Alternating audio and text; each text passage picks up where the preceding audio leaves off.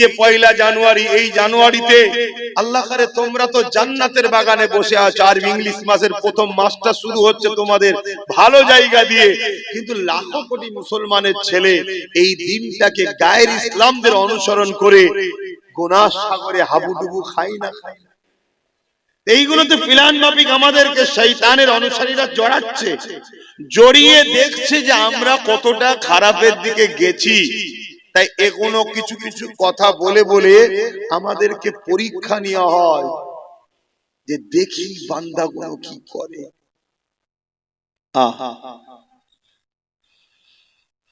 আজকে এত মুসলমান দেখার পরও এই বাংলার জমিনেতে যে কোরআনটা রাসূলুল্লাহর উপরে 23 বছর ধরে ধারাবাহিকভাবে নাজিল হলো, যে কোরআন রাসূলুল্লাহর উপরে প্রথম যখন নাজিল হয়েছিল, আল্লাহ নবীর গুহা থেকে এসে নিজের আহলিয়া আমাদের আম্মা জান হযরত খাদিজাতুল কুবরা রাদিয়াল্লাহু তাআলা আনহাকে বলেছিলেন, জাম্মালুনি জাম্মালুনি জাম্মালুনি।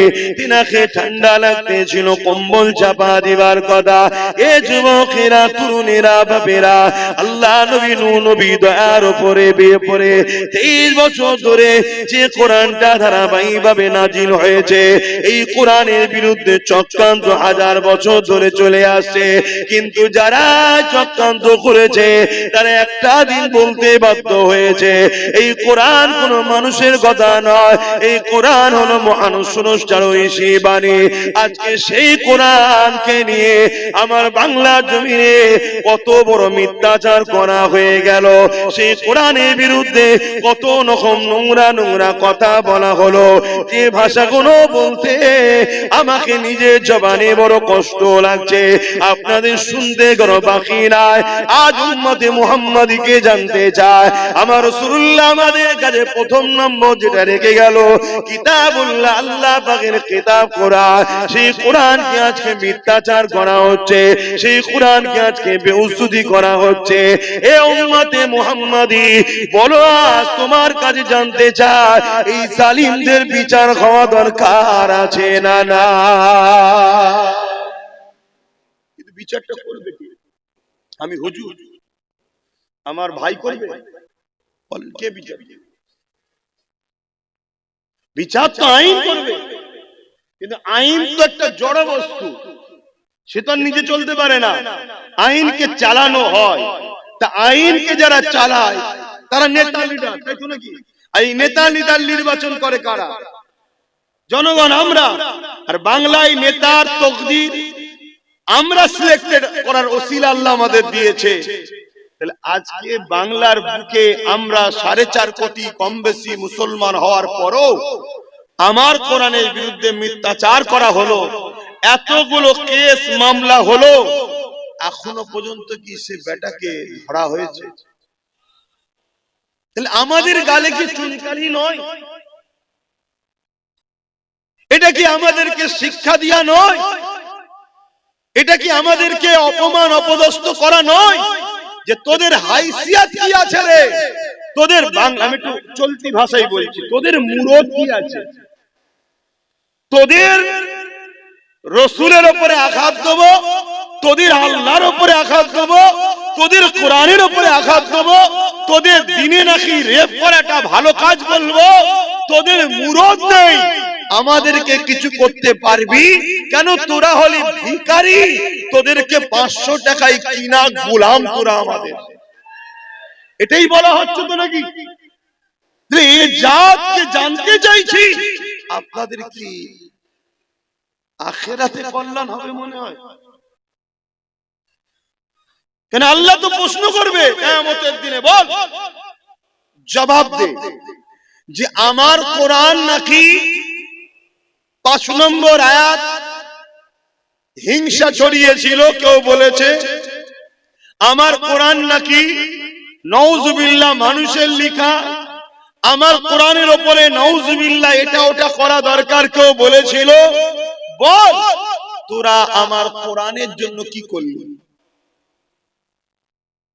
তোরা তো দুনিয়ার স্বার্থে কাউকে এক জায়গায় পৌঁছাবার জন্য তোরা মারপিট করেছিস, খুন করেছিস, যেটা আমার নিষেধ।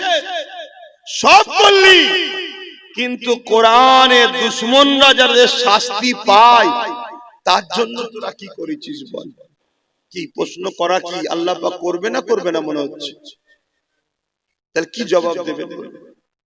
ওয়াজ অনেক হয়েছে ভাই, ওয়াজ করে করে করে করে মানুষের সমাজের হালচাল দেখে আমার এই বয়সেতেই শখ মিটে যাচ্ছে যে আর ওয়াজ করতে ভালো লাগছে না। কি হবে ওয়াজ করে?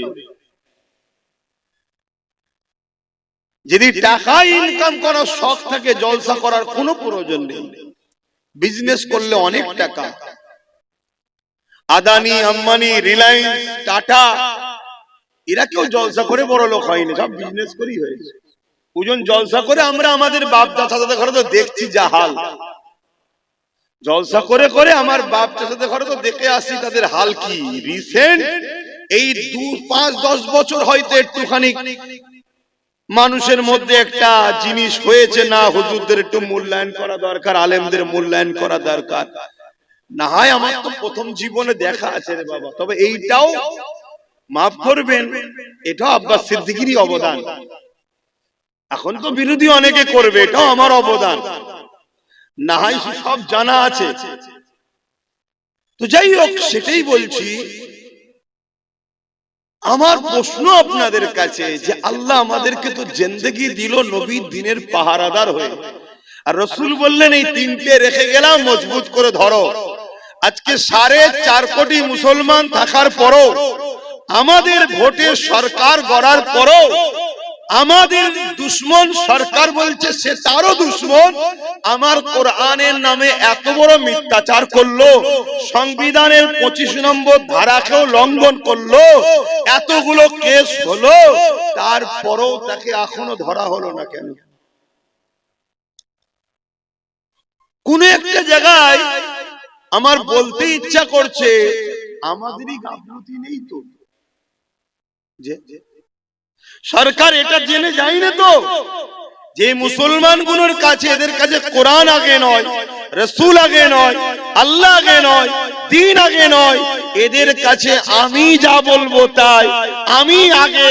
আমার ভাড়াটিয়া অনেক মোল্লা মৌলী সাহেব ছাড়া আছে, তাদের মাধ্যমে কিছু কিছু পাঠিয়ে দেবো, আর ঠিক সময় এলে ভয়টা দেখাবো, এগুলো আমাকে ছাড়া বাঁচার উপায় নেই, এমন কিছু ভাবছে না তো? কি গো, একটু আওয়াজ দেন না। এরকম কিছু ভাবার সুযোগ আমরা করে দিইনি তো? আমার কথা বুঝতে পারছেন? আমি একটু আগে উঠে পড়েছি, আমি তো আরো আগে উঠতাম।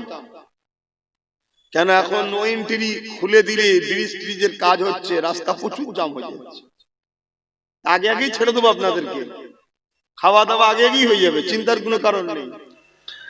অপরদিকে শয়তানের অনুসারী যারা, তারা যুগে যুগে মানুষের উপরে নিজেদের প্রভাবকে বিস্তার করার দরুন মানুষের উপরে জুলুম করেছে, অত্যাচার করেছে, আতঙ্ক তৈরি করেছে।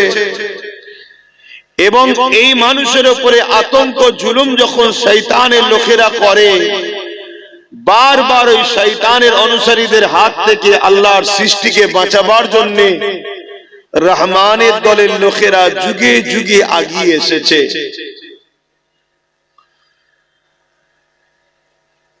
আমার রাসূল পাক সাল্লাল্লাহু আলাইহি ওয়াসাল্লামের যদি জীবন আদর্শ আমরা দেখি, আমার নবীর মিশন তো এটাই ছিল, শয়তানের দলের লোকেদের হাত থেকে অত্যাচারী, নিপীড়িত, বঞ্চিত, শোষিত, দুঃখী, গরিব মানুষগুলোকে আজাদ করিয়ে দাসত্ব শিকল থেকে মুক্ত করে তাদেরকে রহমানের দলে এনে শান্তির রাস্তা, মানবতার রাস্তা, প্রেমের রাস্তা, ইনসাফের রাস্তা, ইনসানিয়াতের রাস্তা, দুনিয়া আখিরাতের কল্যাণের রাস্তা দেখাবার জন্যই তো আমার রাসূলের মিশন চেষ্টা করেছিলেন। জোরে বলুন সুবহানাল্লাহ।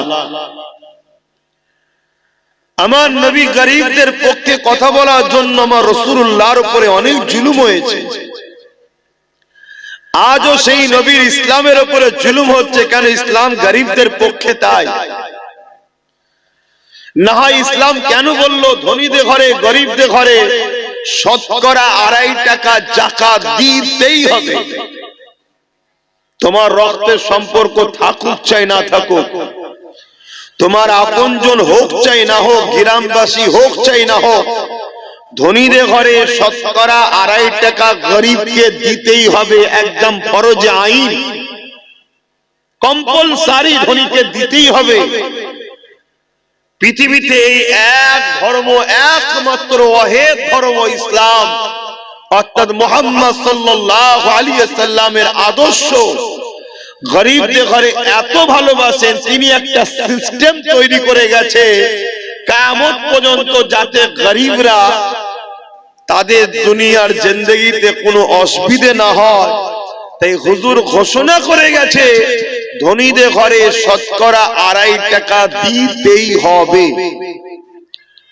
অর্থাৎ 1 কোটি টাকার যদি কেউ মালিক হয়, 2.5 লক্ষ টাকা গরিবের জন্য দিতে হবে। এর বেশি দান করবেন ওটা আপনি, আরো ভালো মানুষ, আরো গরিব দরদি, ওটা আপনার বিষয়, কিন্তু এটা কম্পালসারি আইন। 100 কোটি টাকার যদি মালিক হয়, 2.5 কোটি টাকা গরিবকে, এটা একমাত্র ধর্ম ইসলামের সিস্টেম।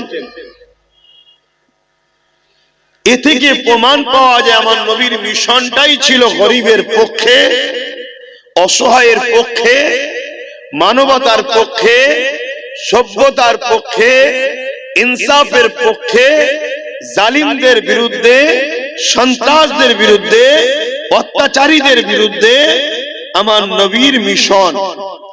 আর আমার রাসূল যখনই গরিবদের পক্ষে কথা বলেছে, তখনই সেই সময়ের জালিম, মুশরিক, কাফের, অত্যাচারী আবু জেহেল বাহিনী, উদবা বাহিনী, সাইবা বাহিনী, উমাইয়া বাহিনী, আবু লাহাব বাহিনী আমার রাসূলুল্লাহর উপরে অনেক অত্যাচার করেছে। কিন্তু আমার নবী অনেক কষ্ট সহ্য করার পরও তোমার আমার কাছে একটা সুন্দর, সুস্থ, শান্তি, প্রেম, ভ্রাতৃত্ব, ইনসাফ, ইনসানিয়াতের একটা সমাজ ব্যবস্থা দিয়ে গেছে, যার নাম হলো ইসলাম। জোরে বলুন সুবহানাল্লাহ। আজকের আবু জেহেল, আজকের সন্ত্রাসরা, আজকের জালিমরা, আজকের স্বৈরাচারীরা, আজকের মানবরূপী পশুরা, আজকের নারী দেহ শোষণকারীরা, তারা সেই ইসলামকে আজকে মিটাবার জন্য নতুন করে উঠে পড়ে লেগেছে। সেদিন এদেরই উত্তরসূরিরা ইসলামকে মিটাতে, নবীকে মিটাতে চেয়েছে, নবীকে তো মিটাতে পারেনি। কিন্তু আজকে সেই নবী রেখে যাওয়া মিশনটাকে মিটাতে চাইছে। আমি উম্মতে মুহাম্মাদের কাছে জানতে চাইছি, আমরা দুনিয়ায় নিজের বসের জন্য, নিজের কোম্পানির মালিকের জন্য, নিজের দলের জন্য, নিজের নেতা নেত্রীর জন্য, নিজের ভালোবাসার কোন ব্যক্তির জন্য আমরা কত লড়াই করি, কত জনের জন্য জীবন দিয়ে ফেলছি, যেখানে জীবন দিয়াটা আমাদের জাহান্নামে যাওয়ার কারণ হচ্ছে, কোরআন তার প্রমাণ দিচ্ছে, তাও আমরা জীবন দিয়ে ফেলছি।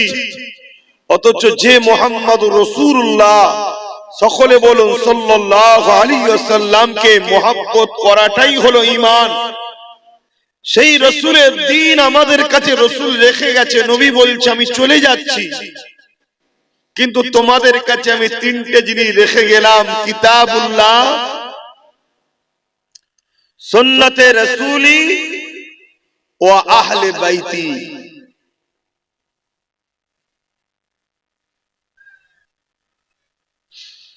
এই 3টে জিনিস রেখে গেলাম। এই 3টে জিনিসকে তোমরা মজবুত করে ধরবে। ধরলে লাভ কার? তোমার আমার। বলুন সুবহানাল্লাহ। দুনিয়াতেও কামিয়াবি, আখিরাতেও কামিয়াবি। কিন্তু বড় দুঃখের বিষয়, আমরা কোরআন ভোলা হয়ে গেলাম, হাদিস ও সুন্নাত ভোলা হয়ে গেলাম, আহলে রাসূলদের সঙ্গেও দূরত্ব তৈরি করলাম। আর আমরা ধরলাম কি? ধ্বংসের রাস্তা, বুরাই রাস্তা, শয়তানের রাস্তা, ইসলামের দুশমনদের রাস্তা, জালিম অত্যাচারীদের রাস্তা আমরা ধরে নিলাম। আজ এতগুলো মানুষের কাছে জানতে চাই, আজকে দুনিয়ায় যদি কেউ সামান্য কিছু পাবার নেশায়, দুনিয়ার কোন নেতা নেত্রীকে খুশি করার জন্য, দুনিয়ার কোন বসকে, কোন লিডারকে খুশি করার জন্য যদি জীবনকে কুরবান করতে পারে, পিছপা না হয়, আমি এতগুলো মানুষের কাছে জানতে চাই যে রাসূল সারা জীবন আমাদের জন্য কেঁদেছে, আজও কাঁদছে, কিয়ামতেও কাঁদবে। সেই রাসূলের রেখে যাওয়া দ্বীনকে বাঁচাবার জন্য আমরা কি আমাদের জীবনটাকেও কুরবান করতে পারবো না? পারবো না? আমি একটু আওয়াজ দিয়ে শুনতে চাইছি। এটা তো আমাদের হওয়া উচিত। দেখুন, এই জিন্দেগি তো একদিন চলে যাবে। কত মানুষ চলে যাচ্ছে না, যায় না। আজ আমি আছি, কাল চলে যাব। আমার ভাই বসে আছে, একটা সময় এখানে এসে ইনার আব্বাজানও যে কেরাতগার করতেন, চলে গেছে। ইনার আব্বাজান যিনার কাছে বায়াত মুরিদ ছিলেন, আমার মুফতি আজম মেজো হুজুর পীর কেবলা, তিনিও চলে গেছেন। তিনার আব্বাজান জামালার মুজাদ্দেদ দাদা হুজুর চলে গেছেন। সুলতান হিন্দ গরিবে নওয়াজ, তিনিও চলে গেছেন। চলে তো সবাই যাবে, কিন্তু আজ আমাদের মিশনটা কি? আমরা দুনিয়ায় এসেছি, আমাদের মাকসাদটা কি? আমাদের মাকসাদ তো একটাই, যতদিন বাঁচবো মুহাম্মদ রাসূলের হয়ে বাঁচবো, মুহাম্মদ রাসূলের জন্য বাঁচবো, মুহাম্মদ রাসূলের দ্বীনের পাহারাদার হয়ে বাঁচবো। আর এর বিনিময়ে দুনিয়াতেও ইজ্জত পাবে, আখিরাতেও জান্নাত পাবে। জোরে বলুন সুবহানাল্লাহ। যারা রাসূলুল্লাহর হয়ে বেঁচেছে, রাসূলের দ্বীনের জন্য বেঁচেছে, রাসূলের দ্বীনের পাহারাদার হয়ে বেঁচেছে, তারা দুনিয়াতেও ইজ্জত পেয়েছে, আখিরাতেও ইজ্জত। আজ আমরা রাসূলের হয়ে বাঁচছি না, নবীর দ্বীনের হয়ে বাঁচছি না, নবীর দ্বীনের পাহারাদার করা ছেড়ে দিয়েছি। আজকে যাদের জন্য বাঁচতে চেয়েছি, তারাই আজকে আমাদের গলায় পা দিয়ে ডুবাচ্ছে। খেয়াল করে দেখো। আর রাসূলুল্লাহর হয়ে যে বেঁচে ছিল, নবীর দ্বীনের জন্য যে বেঁচে ছিল, খেয়াল করে দেখো, আমার তোমার মুর্শিদ কেবলা জামানার মুজাদ্দেদ সাইয়্যিদুনা আবু বকর সিদ্দিক আল কুরাইশি ফুরফুরাবি আওলাদে রাসূল দাদা হুজুর পীর কেবলা 100 বছর হতে গেল, তিনাকে আজও কোটি কোটি কোটি কোটি মানুষ ভালোবাসছে। সেই সময়ও তিনি শানওয়ালা ছিলেন, সম্মানওয়ালা ছিলেন, আজও শানওয়ালা আছেন, কিয়ামতেও শানওয়ালা থাকবেন, জান্নাতেও শানওয়ালা হয়ে যাবেন। কেন? তার মিশন একটাই ছিল, মুহাম্মদ রাসূলের গোলাম আমি। জোরে বলুন সুবহানাল্লাহ। তোমাদের বাচ্চাগুলোকেও জিজ্ঞেস করো তোমরা, সে হয়তো তার দাদর বাপের নাম বলতে পারবে না, কিন্তু দাদা হুজুরকে চেনে। আমার কথা কি বলা ভুল হলো? বলো। সে হয়তো তার নানার আব্বাকে চেনে না, দাদা হুজুরকে চেনে। কেন? सबके दिल में अगर राज चाहते हो कि मुझे राज करना है हर दिल में, तो इस दिल में मोहम्मद रसूल को पहले बैठाना है। बोलिए सुभान अल्लाह। यदि सबार दिले तुम्ही राजत्व करते चाओ, তাহলে প্রথমে তোমার দিলে হুজুরকে বসাও। তোমার চাহত তো থাকবে, হুজুর ইনসাফের জন্য লড়েছে, আমি ইনসাফের জন্য লড়বো। হুজুর গরিবের জন্য ছিল, আমি গরিবের পক্ষে থাকবো। হুজুর মানবতার পক্ষে ছিল, আমি মানবতার পক্ষে থাকবো। হুজুর নারীদের অধিকারের পক্ষে ছিল, আমি নারীদের অধিকারের পক্ষে থাকবো। হুজুর গরিবদেরকে ভালোবাসতেন, আমি গরিবদের ভালোবাসবো। হুজুর যেটা করেছে আমি সেটা করব। হুজুর জালিমদের বিরুদ্ধে লড়েছে, আমিও জালিমদের বিরুদ্ধে লড়বো। তাতে জালিমটার নাম আবু জেহেল হোক, উতবা হোক, XYZ যাই হোক, সে জালিম যত শক্তিশালী হোক, আমি লড়বো। লড়তে গিয়ে যদি আমি শহীদ হয়ে যাই, কোনো পাওড়া নাই। আমার কপালে যদি শহীদ লিখা থাকে তবেই তো হব, যে লিখা না থাকে হওয়া যাবে? তো আল্লাহ যদি আপনাকে একটা গিফট দিতে চায়, কি সবথেকে দামি মৃত্যু, আপনি নেবেন না? আজীব মানুষ, এ তো খুব নসিবওয়ালারা পায় যে আল্লাহ কাউকে দিতে চাইছে তোকে বেহিসাব আমি জান্নাত দেবো।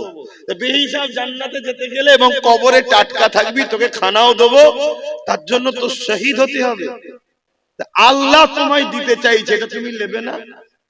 আল্লাহ তোমাকে কিয়ামতের দিনে ফেরেশতাদের ঘরে দেখিয়ে ফখর করবে, দেখ এ ফেরেশতা, এই দেখ এই ছেলেটা আমার দিনের জন্য লড়তে গিয়ে জেল খেটেছে, আমার দিনের জন্য লড়তে গিয়ে কাজ গেছে, আমার দিনের জন্য লড়তে গিয়ে মাথা ফেটেছে, আমার দিনের জন্য লড়তে গিয়ে আমার হাবিবের পাশে দাঁড়াতে গিয়ে সমাজ একে বড় লাঞ্ছিত অপমানিত করেছে, এ হাজারো কষ্ট সহ্য করেছে, কিন্তু সাহাবাদের সুন্নাত ছাড়েনি, মুহাম্মদ রাসূলুল্লাহকে ছাড়েনি, আমি আল্লাহ আমাকে ছাড়েনি। এ ফেরেশতারে, আজকের দিনে আমি একে জান্নাতের উঁচু মাকাম দান করতে চাই। জোরে বলুন সুবহানাল্লাহ। এটা ভাবো, ইসলাম কখনো শিখায়নি অন্য ধর্মের উপরে আঘাত দাও, ইসলাম কখনো শিখায়নি অন্য ধর্ম গ্রন্থের উপরে আঘাত দাও, ইসলাম কখনো শিখায়নি কারো ধর্মের বিষয়ে কুৎসা রটনা করো, কারো ধর্ম নিয়ে সমালোচনা করো। কিন্তু দুঃখের বিষয়, বারবার আমার ধর্মের বিরুদ্ধে একদল ধর্ম ব্যবসায়ী বলতে পারেন, জালিম স্বৈরাচারী বলতে পারেন, আমার ধর্মের বিরুদ্ধে আলোচনা করছে না, করেন। এর জন্য আমরা কি দোষী নয়?